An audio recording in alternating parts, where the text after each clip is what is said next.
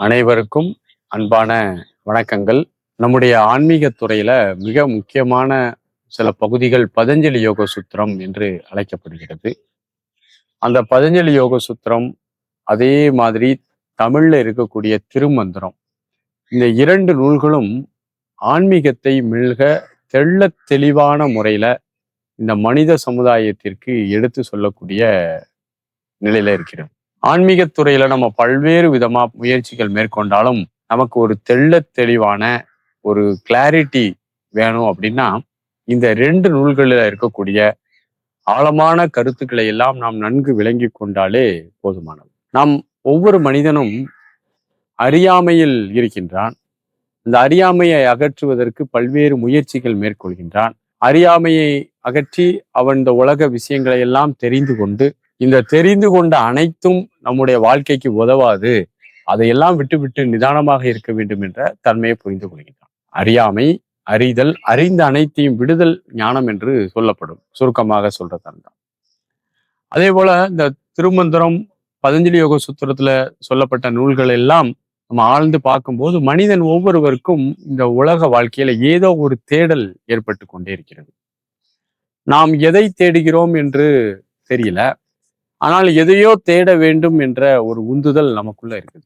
அந்த உந்துதல் எதை தேட வேண்டும், எதை அடைய வேண்டும் என்பதை நோக்கி நகர்ந்து போகும்போது, மனிதன் அந்த தேடல் இதுதான் நாம் உண்மையாக தேட வேண்டிய பொருள் என்பதை அறியாமல் ஒவ்வொன்றாக தேடி பார்க்கிறான். பணத்துல போய் அவனுடைய தேடலை முழுமைப்படுத்த பார்க்கிறான். புகழ்ல போய் அவனுடைய தேடலை உச்சபட்சமான புகழை அடைய பார்க்கிறான். அதிகாரத்துல போய் உச்சபட்சமான அதிகாரத்தை அடைய பார்க்கிறான். இதுதான் உண்மையான வாழ்க்கையினுடைய வெற்றிக்கான விஷயம், இதுதான் உண்மையான வாழ்க்கையினுடைய பகுதி அப்படின்னு சொல்லி இதெல்லாம் தேடி தேடி தேடி அடைந்து அதில் ஒரு சலிப்பு அடைகிறான். என்னடா இது ஒண்ணுமே இல்லை, நம்ம தேடலாம், மனசு ஒரு முழுமை பெறலைய. மனிதன் எதை தேடினால் மீண்டும் அவனுடைய மனம் எழுச்சியாகாமல் திருப்திகரமாக இருக்கிறதோ அதை தேட வேண்டும் என்பதை தெரிந்து கொள்வதில்லை. அப்ப நம்ம என்ன அப்படின்னா, தேடலை கைவிடுவது அப்படிங்கிறது ரொம்ப முக்கியம். நம்ம எதை தேடுகிறோமோ அதை நாம் தேடாமலே இருந்து விடுவது, அது மனதினுடைய ஒரு தந்திரம். அது அப்படி இருக்கு, இது இப்படி இருக்கு, அப்படி இருக்குன்னு அதை புரிந்து கொண்டு, நான் தேடுவதற்கு ஒன்றுமில்லை என்று ஒருவன் புரிந்து கொள்ளும் போது, அந்த தேடுபவன், தேடப்படும் பொருள், தேடல், இது மூணும் எல்லாம் போயிடும். இப்ப நான் எனக்கு ஏதோ ஒண்ணு வேணுங்கும் போதுதான் நான் அதை தேடி போறேன்.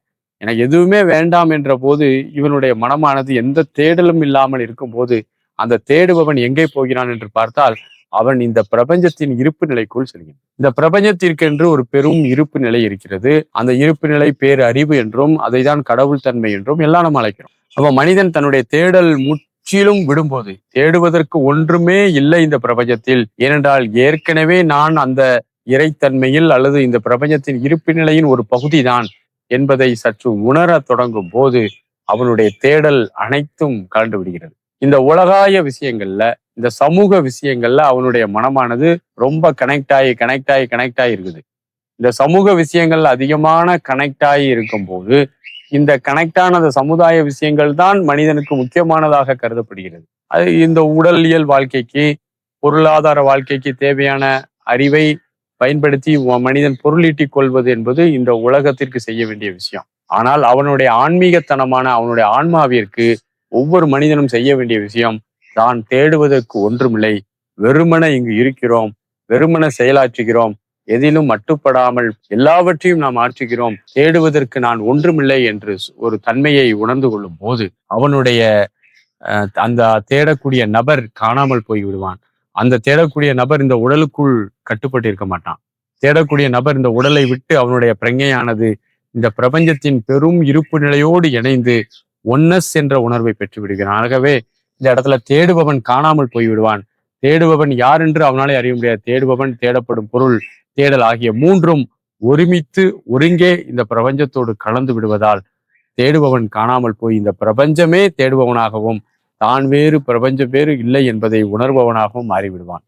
ஆகவே இப்படிப்பட்ட ஒரு தேடல் என்ற ஒன்றை நாம் எப்படி கொண்டு போகணும் அப்படிங்கிறத தெரிந்து கொள்ளணும். 2 விஷயம்: சமுதாய தேடல், அகத்தேடல், ஆன்ம தேடல். இந்த ஆன்ம தேடலுக்கு முக்கியத்துவம் ரொம்ப கொடுத்தா மட்டும்தான் ஒரு நாள் இந்த உலகத்தில் நிம்மதியாக, அமைதியாக வாழ முடியும். சமுதாய வாழ்க்கைக்கு தேவையான அளவு முக்கியத்துவம் கொடுத்தால்தான் பொருளாதார வாழ்க்கையில முன்னேற முடியும். இந்த 2யும் சமமாக வைத்துக்கொண்டு யார் ஒருவர் மத்தியமமான பாதையில் பயணிக்கிறார்களோ அவர்கள் சமூக வாழ்க்கையிலும் நிறைவாகவும் ஆன்ம வாழ்க்கையிலும் நிறைவாகவும் வாழ்ந்து ஒரு நிறைவான மனிதராக இருக்க முடியும். வாழ்த்துகள். நன்றி. வணக்கம்.